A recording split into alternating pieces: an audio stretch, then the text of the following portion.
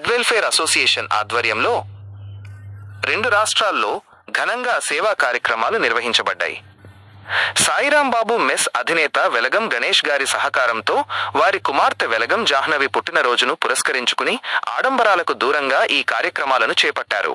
నిర్వహించిన సేవా కార్యక్రమాలు: గుంటూరు, ఆంధ్రప్రదేశ్ షిరిడి సాయి బ్లైండ్ స్కూల్ విద్యార్థులకు కేకులు, స్నాక్స్, పాఠశాల పుస్తకాలు మరియు బాలికలకు అవసరమైన నిత్య ఉపయోగ వస్తువులను పంపిణీ చేశారు. హుజూర్ నగర్, తెలంగాణ సూర్యాపేట జిల్లా హుజూర్ నగర్లోని జిప్సీ అనాథ పిల్లల ఆశ్రమానికి పిల్లల సౌకర్యార్థం 2 సీలింగ్ ఫ్యాన్లను విరాళంగా అందించారు. పాల్గొన్న ముఖ్యులు: తిరుమల శెట్టి ఉమాశంకర్, అధ్యక్షులు; గుడివాడ పవన్, కార్యదర్శి; చిలకపాటి సింహాద్రి, కోశాధికారి; పోలిశెట్టి విజయ్ కుమార్, ఈసీ మెంబర్.